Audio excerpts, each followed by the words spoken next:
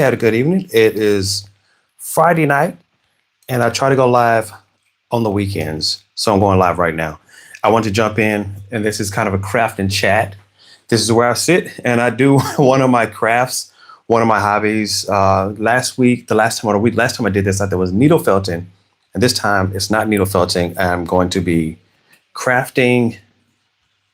I'm in the Halloween pumpkin season. I'm going to be crafting more of these. So these are all made from polymer clay. The story behind it, I said this in the short already. I got in a moment where I wanted to make something Smurf related. Like, so take this little guy right here. It's like a little Smurf house that I made. It got burned when I put it in the oven. But it's a little Smurf house I made. And my oldest daughter, Blakely, she said, hey, why don't you make a pumpkin house? And I said, okay, cool.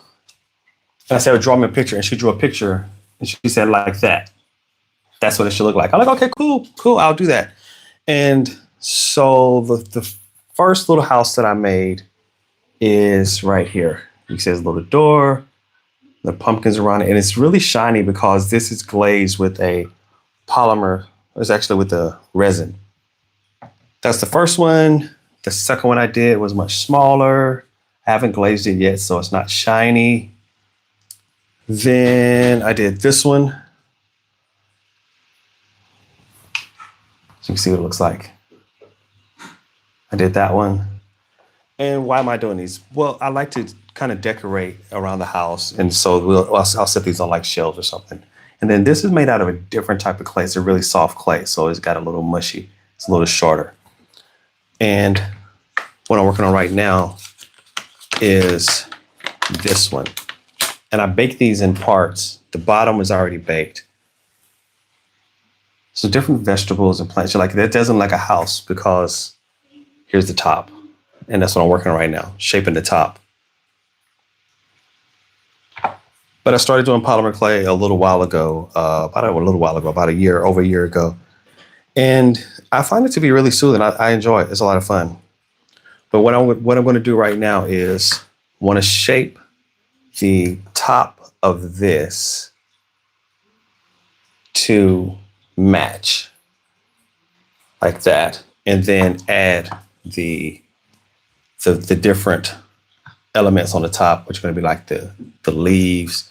Now, what I don't like about this one, I did all the leaves and everything on the top on this is all one color. And so I learned from that don't do it all in one color. You can see this one has different colors. It's just more dynamic if you use multiple colors. The thing is, the store where I buy my clay from is actually running out of clay. So I couldn't get this. I bought this really vibrant orange, but I'm not going to use it on this one. This one I'm going to use, I already shaped it. I'm going to use this other clay. But I'm a little concerned that these colors, like this is really close to this. It's not enough color variance. Normally I wouldn't want to do that, but I have this clay already shaped. I'm just going to go ahead and use it.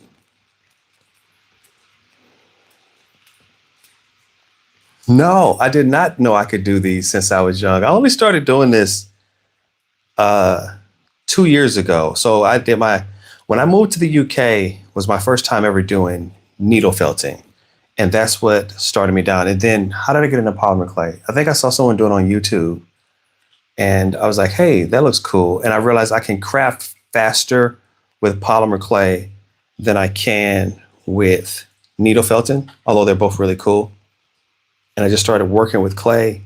And then I found out that, you can bake it in hard like these. These are hard. They're soft, and then you bake it and then it gets hard. And I was like, cool, let me continue to do that. And then you just keep working with it. And with everything, the more you do it, the better at it you get. Like that looks a little low. It's kind of there, but it looks a little low. I want to kind of give it a little more shape to it. And so I've only been doing this for a little while. No, I didn't know I could do this when I was young. I've always kind of liked art.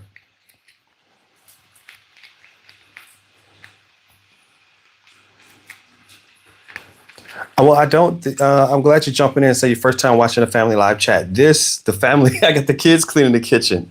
The kids are cleaning the kitchen right now. They made a horrible mess in there earlier and like sweep it up. So they're sweeping the kitchen. Do I sell them? Um, I haven't sold any. I thought about doing it. And then, so when I first started thinking about doing this, and I was like, oh, I could sell it. And then I quickly realized that my skill level wasn't up to par to sell anything. And so then I was like, no. And then I just said, okay, I'm just going to kind of not try to sell it. I'll just make them and then kind of keep them in uh, my own creations, so to speak, and just kind of keep them for myself. Although I will admit that these are starting to stack up now. I don't know if I can feel like they're good enough. I may sell some of them. But I end up with this bag of sharp metal tools. I have a whole little bag of sharp metal tools to shape this clay. Yes, you can definitely blend two colors. Some of these colors on the top of this one right here were different color greens. And so if you just like any other colors, you could blend different colors if you want to make it more like if I wanted this to be a lighter color, I could blend in some white clay with it. If I wanted it to be dark, I could then blend in black clay. So yeah, you could definitely blend the colors. That's something you can do. The thing is, the biggest thing that I've noted with polymer clay is that different brands of clay make different types of clay. And then some of the clay is really soft and some is hard. And when I first started doing this, I was buying really soft clay. And I have a whole massive bag of clay here. It's not cheap when you buy a lot of it. But as I kept going, I realized the soft clay is not good because for great, like this is soft clay. Like it's just too soft. It doesn't hold its shape very well. And so I'm using it now because I bought it and I want to use it up. But now when I buy clay, I will only buy it's professional, a harder clay. And the harder clay is really good because it holds the shapes better. So once you shape it and make a shape out of it, it holds that shape really well. So this is kind of like the top. Now the top for a pumpkin is very similar to the top for a mushroom. And the top, like for this house, these are all very similar. Just you change the colors. If you change the color, one is a pumpkin house, and then like the blue one is more of a Smurf color. Because that was my inspiration, was the Smurfs.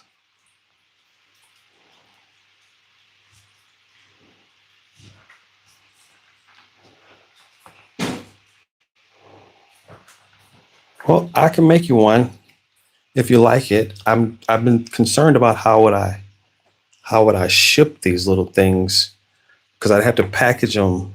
Now, some people like the flat look, like that look, and they don't like the glossy look. And I can definitely understand that. The glossy look is to taste. However, I prefer the glossy look, not because I like it glossy, but because I coat these in a resin as like epoxy resin, and then it's a UV resin, and that makes it like really hard. And that way it doesn't break or fall apart. Yes, it's definitely autumn art.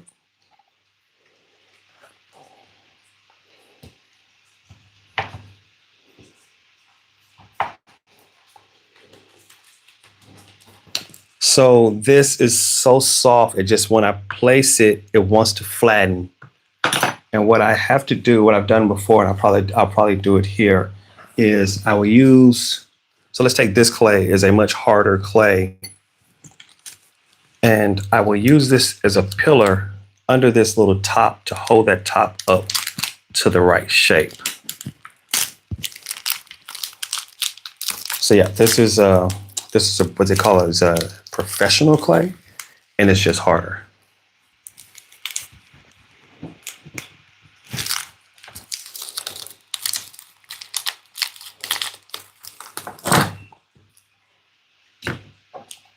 Paul Pack. It's a cool name.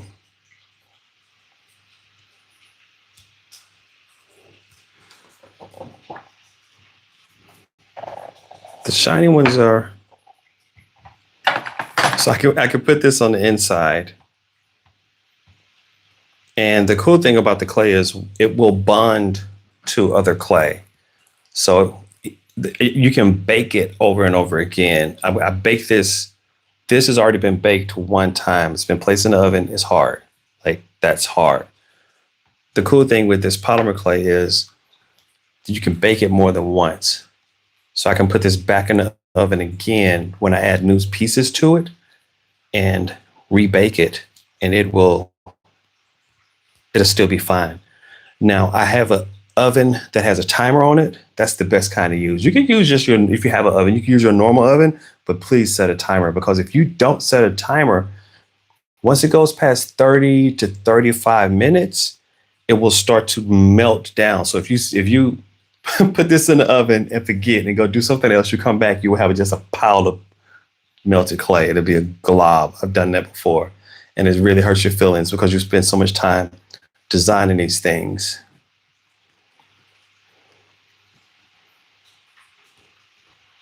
Thank you.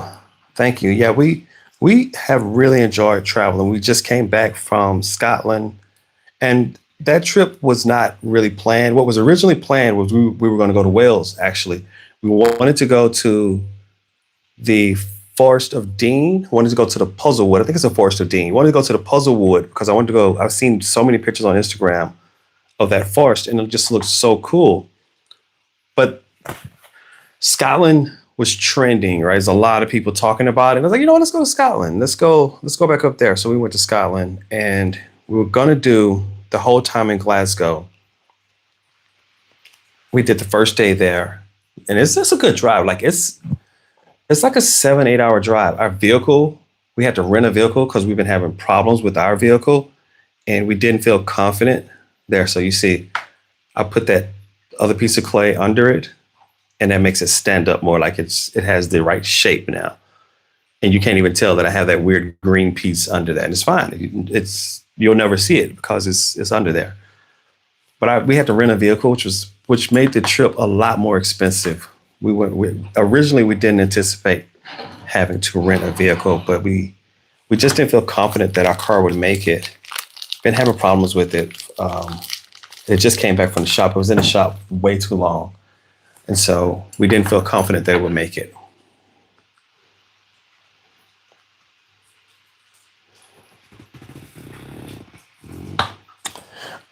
I what I do, I don't make them necessarily for the kids' rooms. I just make these and they go on the shelf. So these are all for the autumn. I made some last year. They weren't as good as what I made this year. I have some pumpkins and other things, but I took those and they're upstairs. And so the mantles in the house, we will decorate the mantles. So this is heading towards a part of our favorite part of the year. We love like the holiday season, especially like we decorate. We have so many nutcrackers. You guys will see the nutcracker collection. We have a massive, so all the mantles, all the window sills get covered in nutcrackers, and we have a winter village.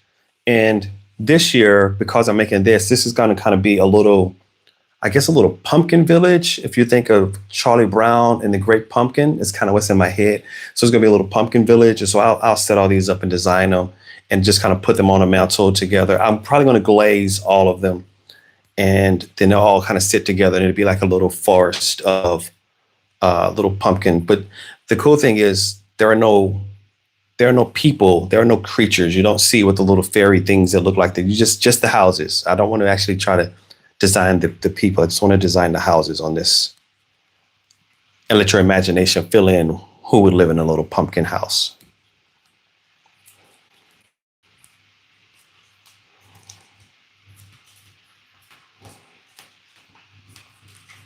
They do have things like this in the nursery. However, my 2-year-olds, both of them, I would be concerned about them because if they're so aggressive, they would pick these up and they would smash them. The little boy, Malachi, he's a, oh gosh, he's rough. He's just a rough little guy. What he likes to do is, let's say he's eating popcorn or something, and it spills on the floor, or a chip, something falls on the floor, crisp.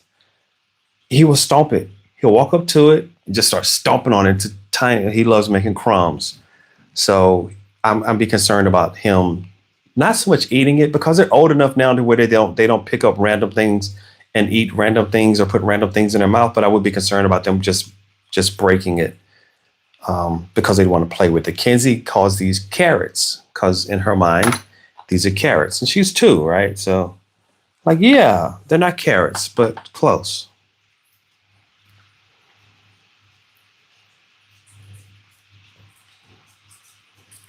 I would like to make them bigger, like I make a bigger one, but it would to make it bigger. I would need a scaffolding. I could do it, meaning I could use other things to make it larger, and then it would take a lot of clay as well. So a lot of people don't do this. I buy colored clay. A lot of people would buy just a plain white clay or tan clay, and then they would paint the clay, make it so it would all be one color, and then they would paint the different pieces, the different colors. I mean, you could do that too, if that's how you wanted to do it. So you got a little stem, and then just take the stem and put a little swirl on it.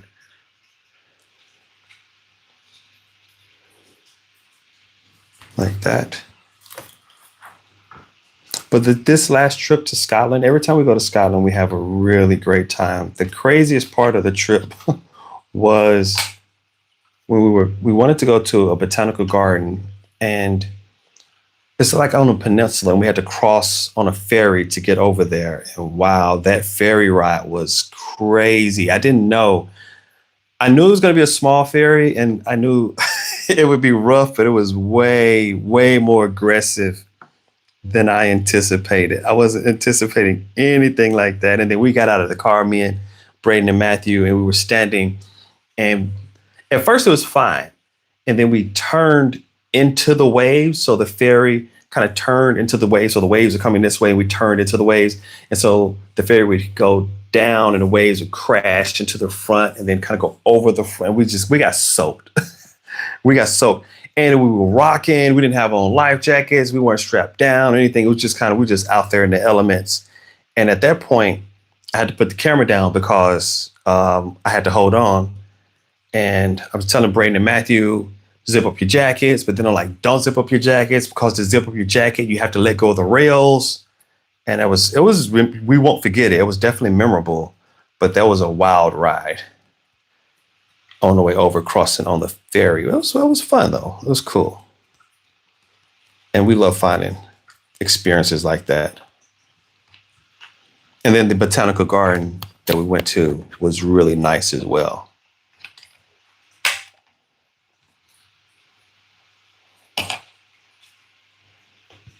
So a lot of people, if you work with fondant and cakes, it uses a lot of the same principles for the polymer clay.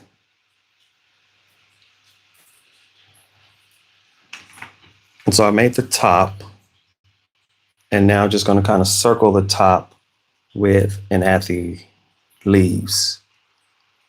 But I don't want to do everything all in one color. So this is one color green. So now we're just going to add another color green just to kind of give it a little more depth to it.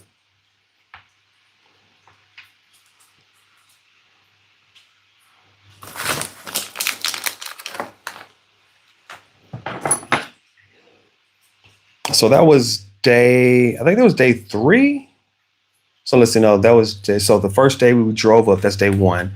The second day we spent the whole day going around the city. We went to the a couple markets there. Went to I think it's a rail yard market, because I saw online on Instagram that there was a Vietnamese coffee, which I never had that before. And I was like, okay, let me go find this Saturday morning market. It was a farmer's market. People do pay more money. The ferry wasn't cheap because they charged us they charged us per person, and we had 8 people in the car. And like, how many people in the car? 8. So the ferry ride round trip was 136 pounds. So I don't think that was cheap. But if we went into a theme park, it would cost just as much. But yeah, and then on the way back on the ferry, we did not get out of the car because we could see that it was much choppier.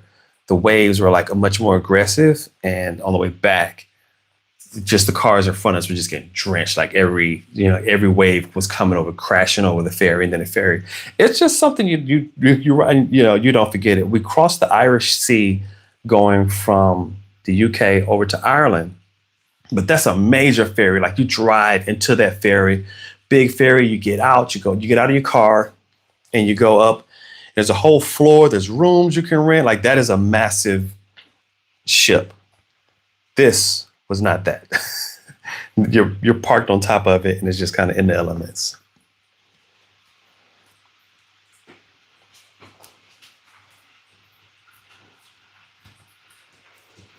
It is a bit of early start, late finish in the US. It all depends on where you work, but you do put in a lot of time working. You do work longer hours potentially. You can, depending on where you work. You work some really long hours in the US. You can definitely do that. It could eat up a lot of your time. What I'm doing here is I take the clay, and it's kind of hard. And so this is a piece so when you start out with it, it's just a little block, and it's hard, and you just kind of work it back and forth in your hands. And the heat from your hands kinds of softens it, and then just the working it back and forth. Yeah, I'm surprised too, because they didn't seem to care about the ages of the kids on the ferry. It was just like how many people in the car, and it was like there's 8 in here, and it charges, you know. But I was thinking like, oh, it's a ferry, and we're just crossing over, not very far. It's like a 15-minute to 20 minutes across. And they had, I think there's 2. I mean, there's just, so one is here, one is there, kind of constantly just, circling around each other to those 2 ports all day long. And it's, it runs every 15 minutes. You can get on a different one. So I was a bit surprised at the price. I mean, you paid it, because the other option would be to drive all the way up and around, which probably would take hours. Vice the ferry. It was fun, but it was more pricey than I anticipated.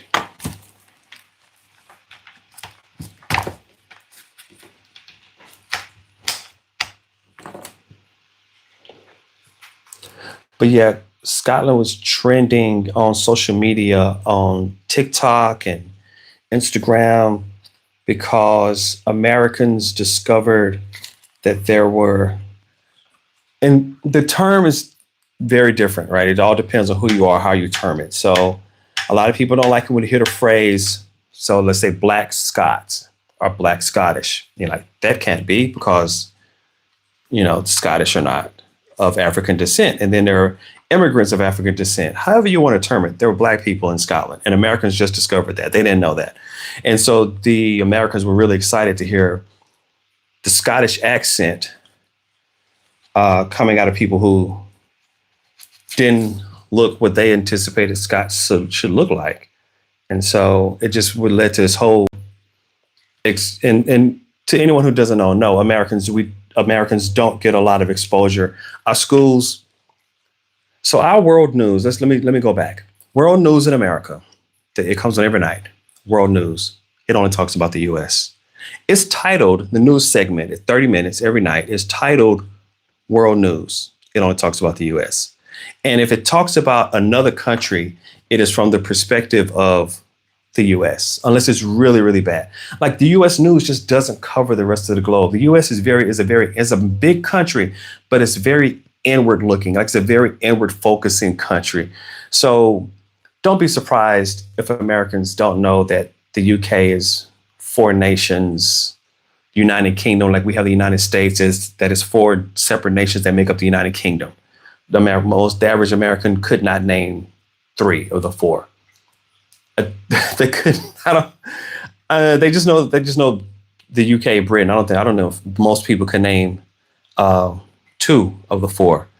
And I won't even before I moved, but when I first moved over here, Wales, Scotland, England, I knew about, but Northern Ireland, I wasn't completely as well versed on Northern Ireland. So even for myself, it's been a learning experience. But yeah, most Americans just don't know as much.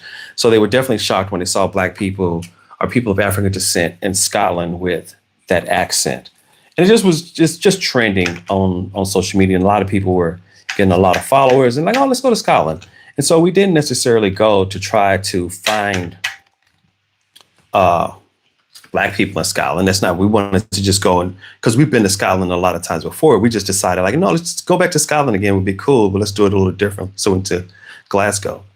And I think it was a really good trip. We went to that rail yard market, and then we went to the Barris, I think it was Barris Market. Now that one was really cool. Yes, I could definitely see it in Edinburgh. Well, I have yet to go anywhere in the UK, and I have been all over the UK where I haven't seen a diverse mixture of people. They're just different peoples all across the United Kingdom. They're, peoples of different ethnic backgrounds all across the United Kingdom. So, but again, I live here. I spend a lot of time here, so it doesn't surprise me. Yes, I know. You can't be an African American unless you're of African descent and you live in America, right? Afro Caribbean, you're from the Caribbean. Um, Black Brit, you're from Britain. African American. Now, so African Americans is the term is getting really tricky in the US because you have the people who were the descendants of slaves historically, like that's my lineage. And then you have more recently people who have moved from Africa to America, and they are like one or two generations, and they are more what you would actually call African American, meaning like, hey, my parents were born in Ghana and they moved over here, and I'm an American, but I'm African. So we don't really have a solution for that in words of how you would define what you'd call an African American in America. But yes, you can only be an African American if you are American and of African descent. I don't see how you could be that.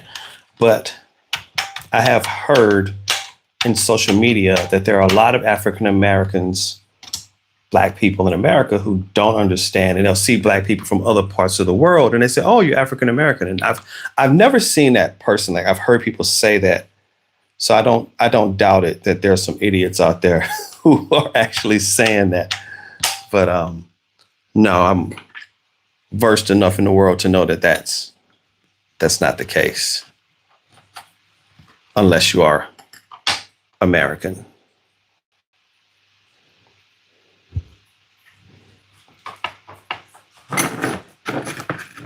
But Americans do think, a lot of Americans do just see the world revolving around them. And I wish more Americans would get up and get out of the US and travel and go around the world so they could see more of how the world operates.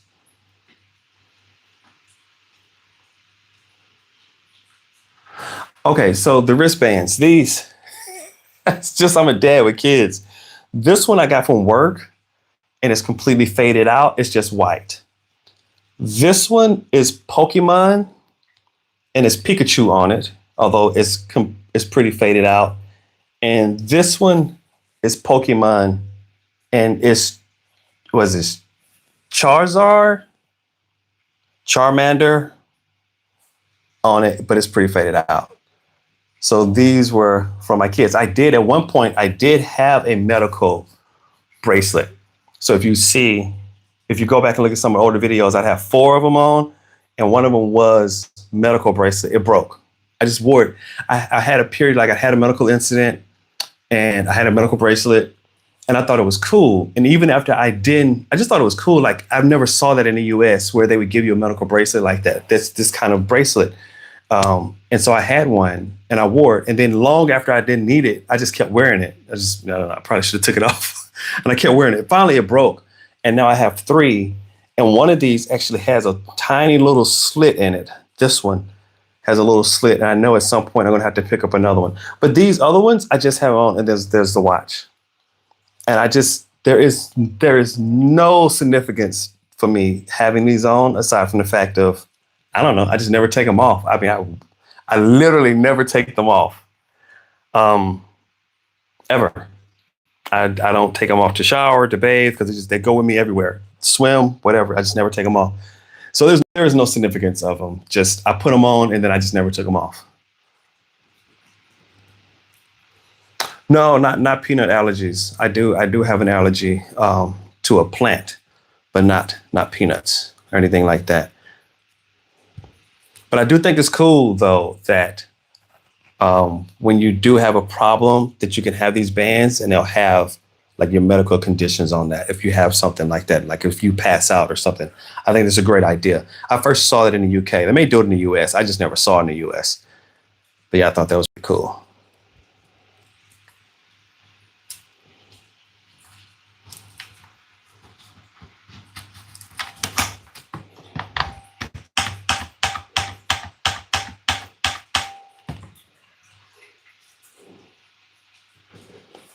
So if you're asking if Blair, my wife, crafts, absolutely not. She does not have the crafting gene, but my daughter, our oldest daughter, Blakely, is a phenomenal artist. I've been trying so much. I mean, I have trying to get her to do more with her art, but she's just still really young, is not interested in doing more, but she's like really, really good with art. And so has said she wants to be an artist. I think she may pull that from me, but no, Blair doesn't. She doesn't craft anything.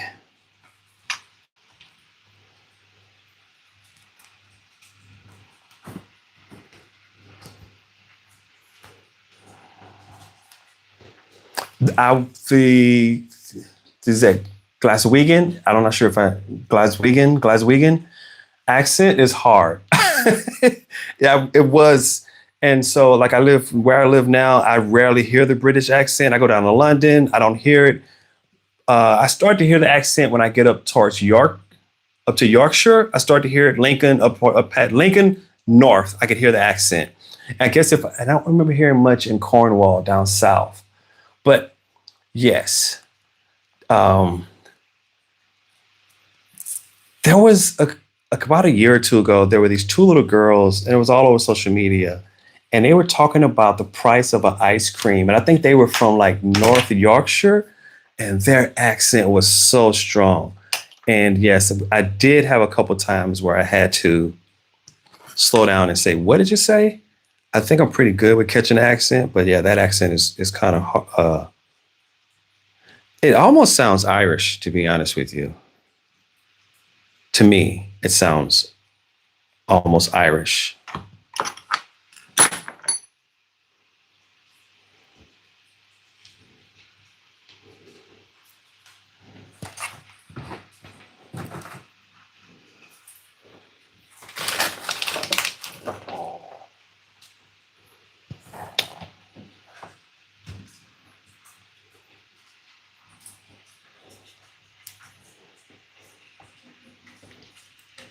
Yeah, I'm glad you guys can understand me pretty well. I don't know what my accent sounds like at this point.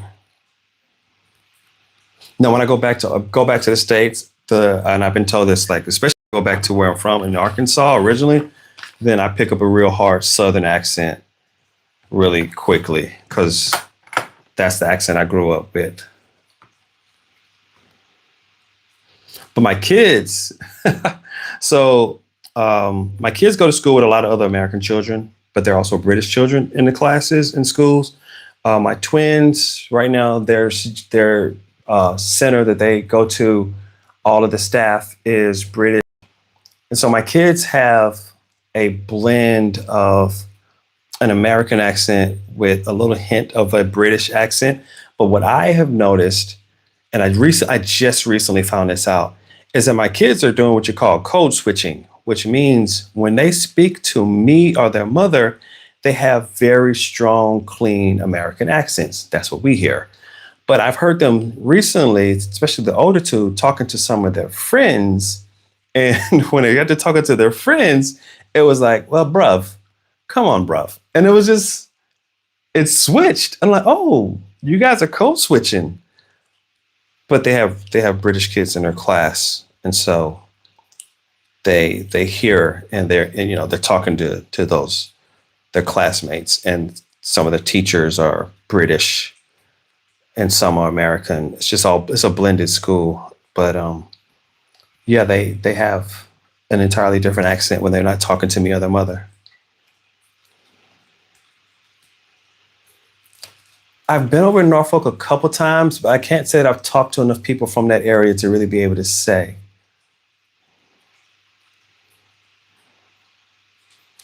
Well, if you like American accents, it's probably about as much as we also like British accents. we, I don't know, something about most Americans really like British accents. We really, really like them. I don't know why. And then there are the people who come over and they're British actors, and then they do our movies and they have completely mastered American accents, which a lot of people think is easy. It's not easy because American accents are very regional, just like you all have regional accents as well. So the Southern accent is different than the Mid Atlantic accent, different than the New England accent, the New York accent. They're all different. The Texas accent is different. So a lot of times when Brits or other people are faking American accents, they're blending multiple regional accents together, and we can always hear that when you get that part wrong. But like Idris Alba, I think that's how you say his name.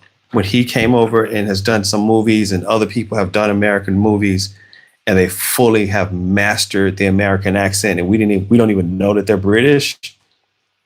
I find that two people in particular do really well in the U.S., and that is Brits and Canadians. Canadians do really well in America for some reason. They could just come in and blend into the culture so well in the U.S. And Brits do a really good job of it as well. Could just walk right in. But I think it all goes back to the fact that the U.S. you know came from the U.K. originally, anyways. So it makes sense.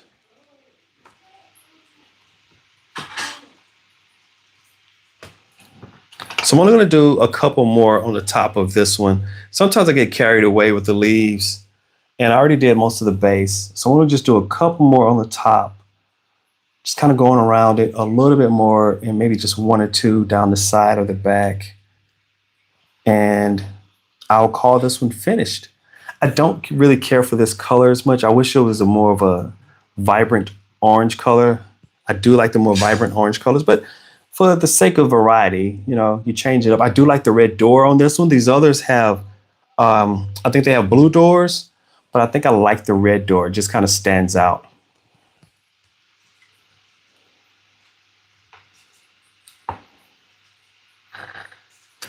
Well, Drake is a Canadian, has done really well for a really long time. And then let's take YouTube, because I look at a lot of YouTube, like we're on YouTube now.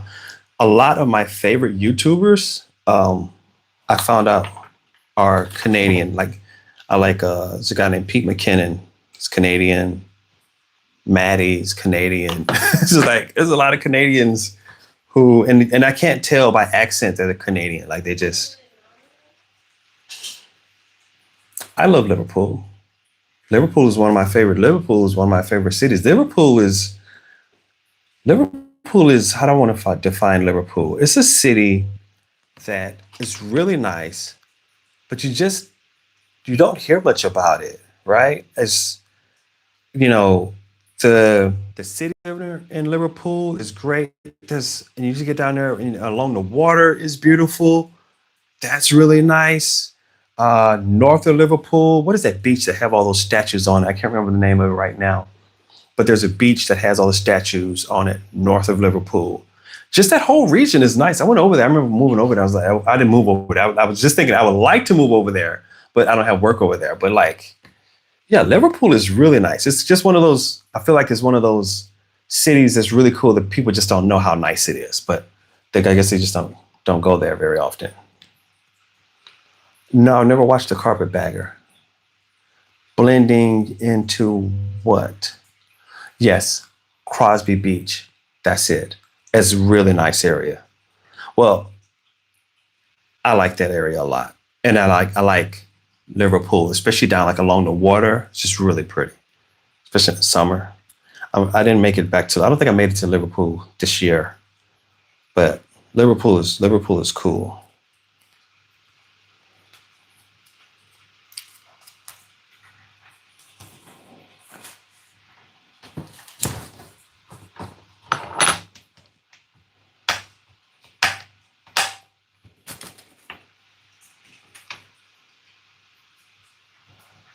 Oh, that didn't work. We'll do it again.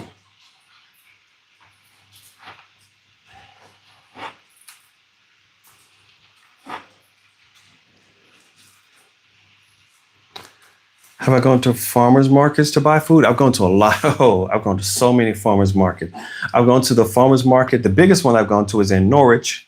I am planning a trip. I need to do it before the weather turns. I want to go to the farmers market, and Cambridge is really nice. Uh, Birmingham has a nice farmers market. I go to a lot of farmers markets. This kind of in the city centers, the farmers markets, I find those to be just a really cool place to get a lot of fresh vegetables and fruit. And I'd love to go see the fresh fish and things of that sort.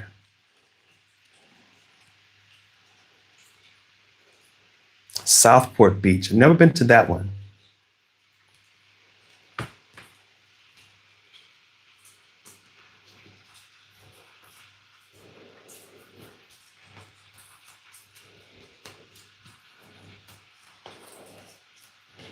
Yeah, my next trip, I do still want to make it to the Forest of Dean. I still want to make it out to Wales. I definitely want to get back over there.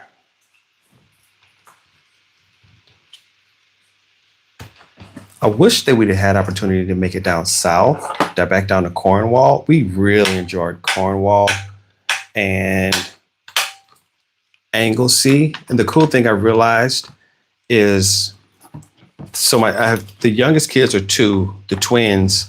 They don't know anything. They don't remember any trips. They haven't gone to some of these places.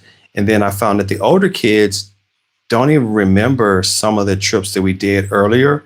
So me and Blair have been like, oh, that's cool. That means we can repeat some trips and it won't feel like a repeat to the kids because it'll be like first exposure to them, although we've done it a couple of years ago in the past. But when we first moved over here, um, our son Matthew, he was 3. Braden, I think, was 5. Trey was 7, and Blakely was 8. So when we first got here, our kids were really young, and we started going places when we first got here, but they just don't remember some of those trips. So we can repeat them, absolutely repeat them again.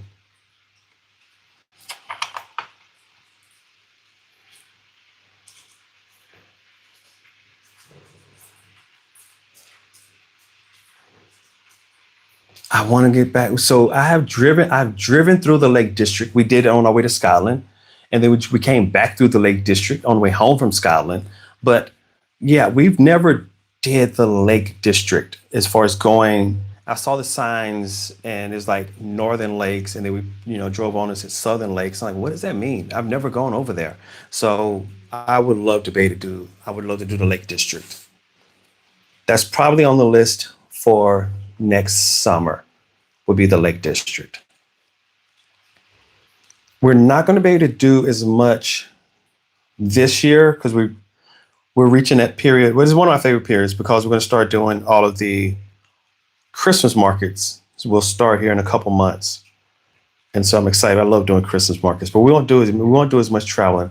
I miss the fact that Lincoln isn't doing his Christmas market, but I want to get back to Birmingham Christmas market. I want to go to Bristol if we can. Who else has a great Christmas market? And then any other cool Christmas markets we can go to. I just find those to be so fun.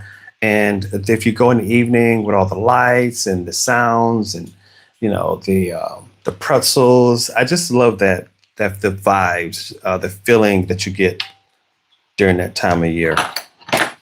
Just a lot of fun.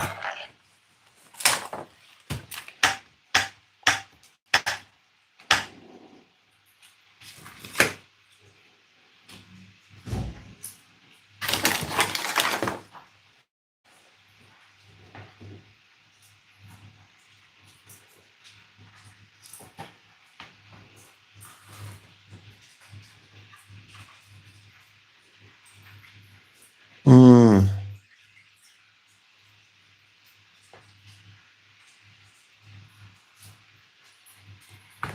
okay, I would have to try to get up there. Definitely want to get to the Lake District. But the way we do it, the way we like to do things is um, when we can, we like to try to schedule 3 to 4 days. If we, that's typically the amount of time that we can get away. But we're going to have a hard time this fall because the kids, that's why we wanted to get to Scotland when we did. The kids are in sports.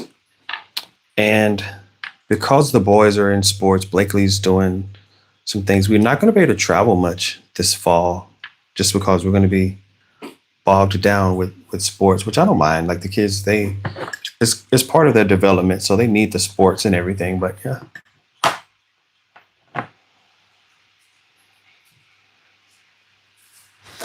One thing that I miss early on, I would have said air condition. Now, not the case.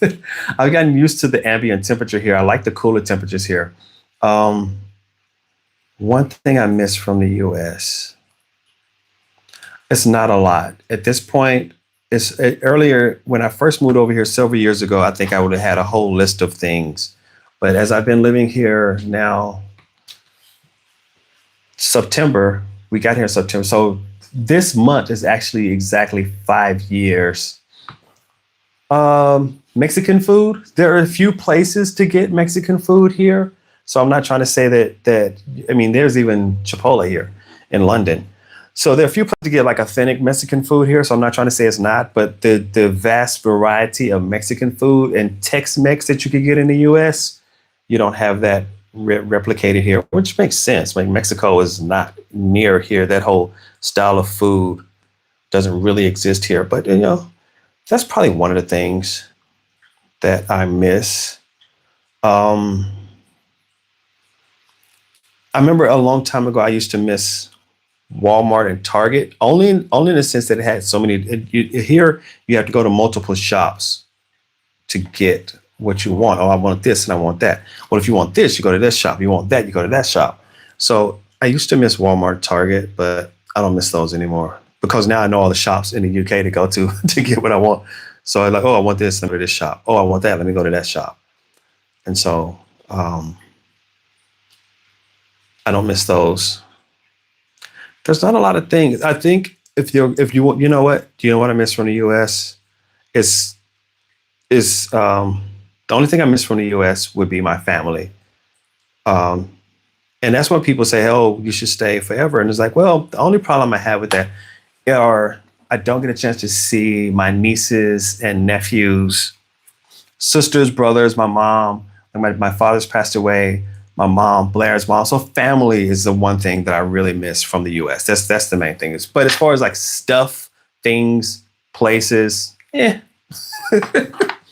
nah, I'm good. If there were things that I miss from the US too much, then I couldn't stay here as long as I have. It wouldn't have been possible. I would have had to go back. And I have had friends who came here and they left. They just couldn't. It's not their cup of tea. It's not their bag, and it's fine. And they're back in the States now. They're doing good, right? But they left. They left. We did not see that in Somerset. We have not spent as much time in Somerset as I would like. Oh, you wish you had. You don't want Buc-ee's over here. Buc-ee's is, oh my God, Buc-ee's. So the first time I went to Buc-ee's was this year. Never went to Buc-ee's before. When we went back to this summer, we went to Buc-ee's. We went to like 3 or 4 of them during that 30-day period we were back in the States. And Buc-ee's is the reason it's growing, the reason it's doing so good is because Buc-ee's is 100%, I call it pure Americana, where Americans love choice. And, Buc-ee's has slushies, ices.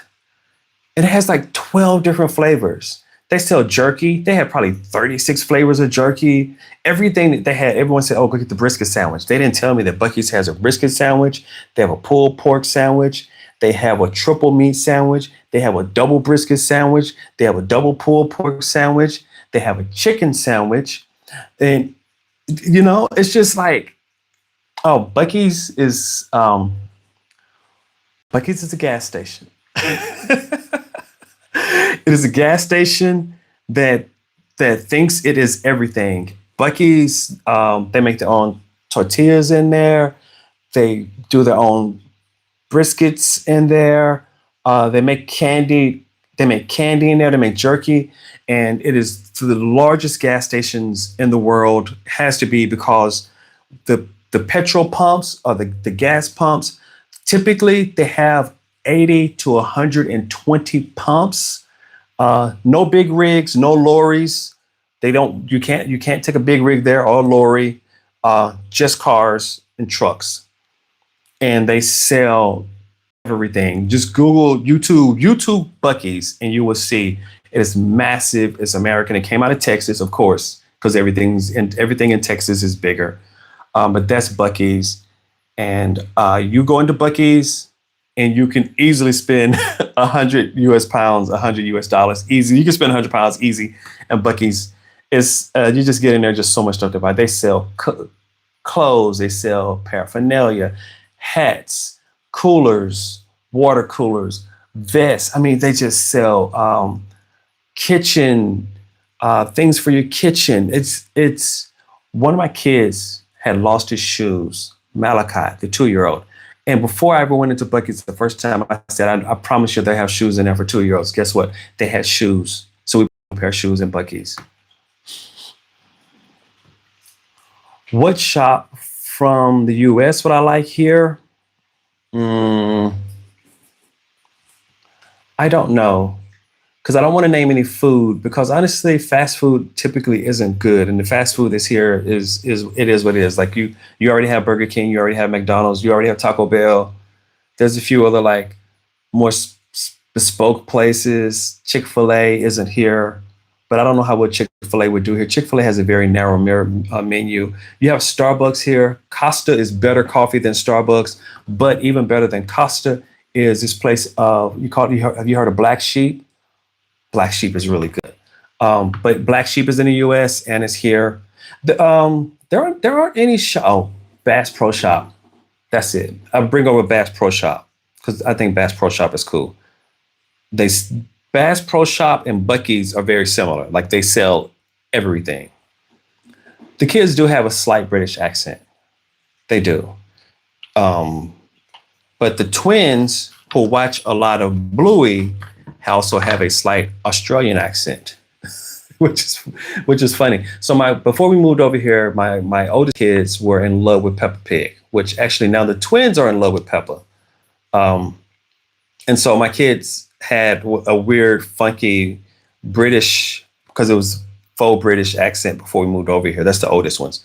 The twins, who are the only ones looking at cartoons now, they have a slightly Australian accent. It's because they're watching so much Bluey, which is the Australian cartoon about the little dogs, which is a good cartoon, by the way. I actually would advise adults to take a look at it. Some deep,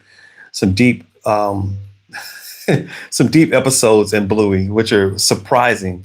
But there's some things going on in that show that was pretty cool. So I watch Bluey sometimes with the kids.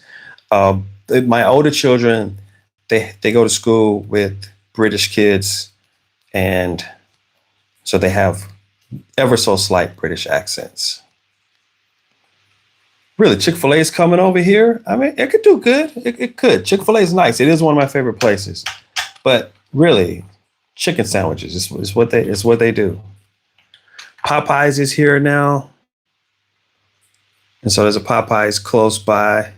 Now, I will admit I respect Five Guys, because if you go to Five Guys in the United States and you order a burger and fries or whatever you order, even if you order a hot dog, whatever you order in Five Guys in the United States, I can tell you right now, it will 100% have the exact same taste and flavor and consistency as what you taste in the UK, because I do it all the time. I eat Five Guys in the US, eat Five Guys in the UK.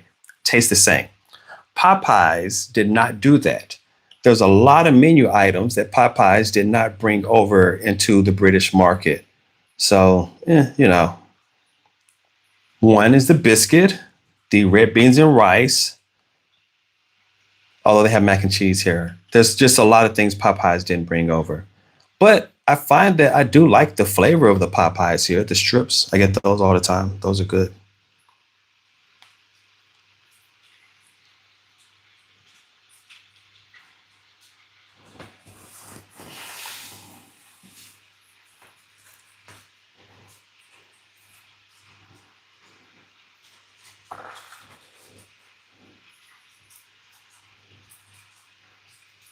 Yeah, I've never been to that place. Booths, never been there. I actually never even heard of it. Okay, okay. I kind of disappeared there. Wingstop's pretty good. Yeah, Wingstop's pretty good. If you like wings, Wingstop's pretty good. I do not have a problem with Wingstops, but I'm trying not to eat as much fast food. It's not good. It's not healthy. It's not the health. I won't say it's not good, but it's not the healthiest food. So trying to eat more at home, although it is really hard, right? It's not hard to eat at home, but it's hard to have the time considering like we have to get up really early to go to work, drop all the kids off, drop the twins off, go to work, and then in the evening the kids are all in sports, they're in swim, and so we're not getting home until late. Then they have to do homework, then we have to cook, but they also have to be in bed at a good good enough time to make sure they get enough rest. So that makes it really hard to cook. And that is a thing that Blair and I right now we're working on. We're trying to figure out how do we how do we tackle this problem? Because we don't want to eat out. We want the family to eat healthy, nutritious meals. But how do we handle this when we don't really? Oh, audio is cutting in and out. Let's see.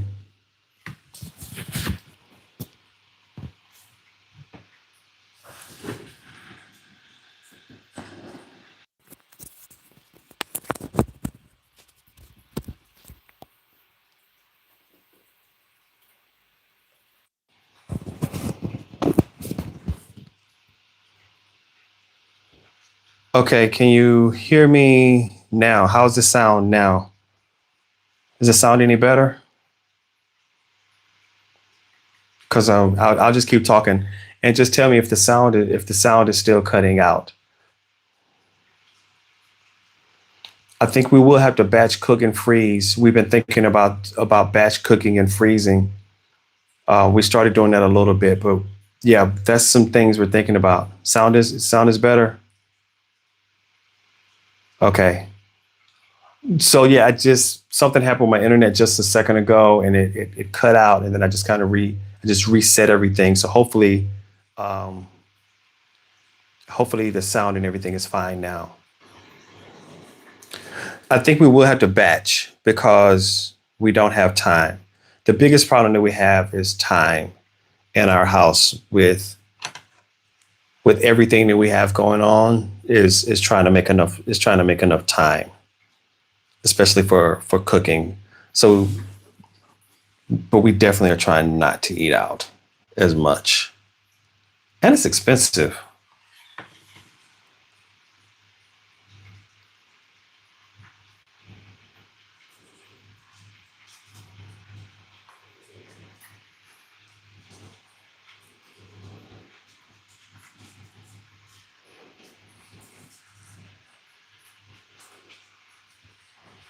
So I think that's it. Do I have any pets? I just have fish.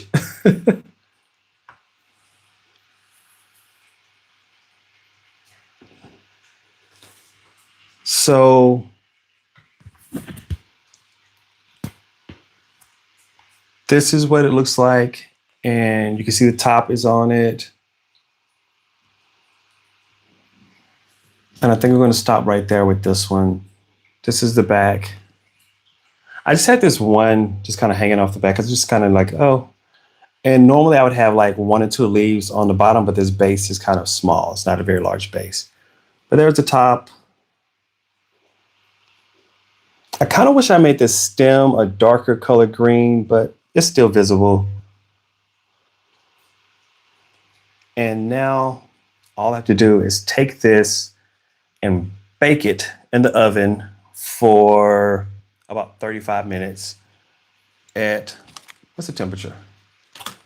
It's on the package. 110 degrees Celsius or 230 degrees Fahrenheit for 30 minutes. Bake that for 30 minutes. And I've messed this up so many times. After you bake it, just turn the oven off, open the door, let it cool quickly because you don't want to leave it in there with the heat, but don't touch it. I used to reach in like, oh, it's baked, and I go reach in and touch it, but it's soft and it would just it would collapse. It would collapse. Um, but yeah, this softer clay, if you could look at the back, you can still see that it doesn't hold the shape as well. On the back, you can see it's kind of drooping a little bit. I don't know if you can see it, but I can see it's drooping right here. And then when I bake it, it's going to droop even a little bit more. But I'm really just using this to experiment, but I'm also using it to use up this softer clay. So this is a softer clay. It just doesn't hold the shape as well. But I want to use it because I spent money for it, right? So I don't want to not use it. And it's fine. These are not being made. I am really happy with this one though. So again, once I glaze it, it's much more sturdy. So these are just going to be put on a shelf.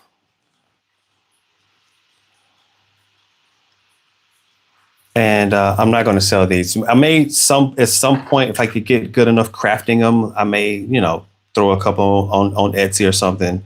But right now, that's not the purpose of it. It's not about making money directly from these. It's about just, I enjoy crafting, making them, and my kids think they're kind of cool. And so I like that.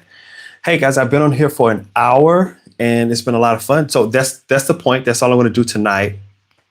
And then I've been told that it's kind of cutting in and out a little bit on the sound. So I apologize for that.